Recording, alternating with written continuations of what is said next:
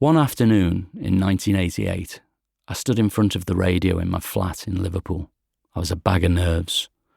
Normally, I listen to the radio through the hi-fi system in the living room, but on that day, it seemed important that I listened on the little radio in the kitchen. The day before, I had received word that Pure, my first single, was going to be played on Steve Wright in the afternoon. This was a really big deal. The record had been out for ages, but it hadn't done anything. It had been released by an indie label who had pressed up a few hundred copies which were available for sale in rough trade. There was nowhere else you could buy it. Every week I would receive a phone call to tell me how it was doing. One week it would be at number 102 in the charts, then it'd go down to number 110, and then it'd go all the way up to number 94 or something like that. This went on for weeks. I'd be told that some bloke in Stoke played it on local radio, and the label would press up another 50 in response. It got played at the Hacienda in Manchester and random clubs, so it never entirely vanished, but it never did much either. It just drifted around. In contrast, the Steve Wright Show was a very big deal. Even by the standards of BBC Radio 1, it had 7.5 million listeners. If he was to play it, then the whole country would hear my song. It felt like my big break. Although this was only my first record, it was also probably my last chance.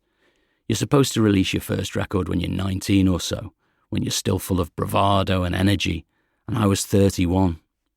By the unwritten rules of the music business, I was already past it. I was also about to become a husband and a father and enter a new, more settled stage of life. The release of this single felt like the last throw of the dice. So there I was, the next afternoon, listening to the show.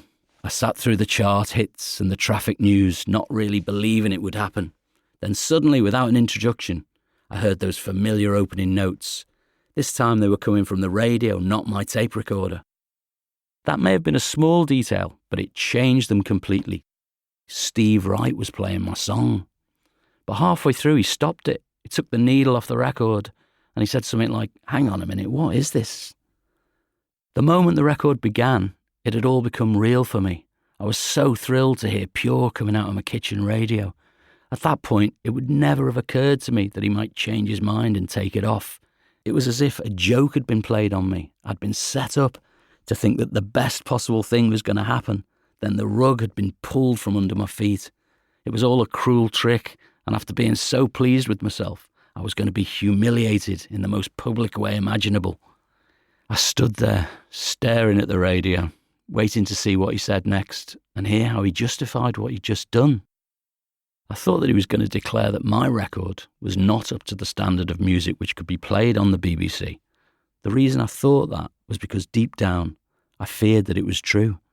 Most records were made by professional musicians in proper recording studios. I had recorded this song by myself, and it had largely been done in my spare room. I also knew that what he was playing was unfinished. What happened was this. I had spent most of the 80s working as a record producer, almost by accident. As the years went on, I'd become increasingly dissatisfied with the role. I'd worked with some unique and brilliant bands like The Fall and Echo and the Bunnymen, and I'd been involved in some great records, but deep down, I just didn't want to be a producer. I wanted to be a songwriter and a guitarist. I'd lost the feeling you get from making your own music, and it's only when you lose something like that that you realise how important it is. When I was working with the Pale Fountains, I met this guy called Dick Leahy. He was an old-school 60s kind of music publisher guy, wealthy, big cigar, the sort of person you'd see in the background of photos of Keith Richards in his prime. Very likeable, very charming. He was your typical, lovable rogue. He said to me, "I really like those records you're producing and the sounds you're making. Surely this is writing. Have you got any of your own songs?" I said no, and he said that if I ever had, I should give him a shout.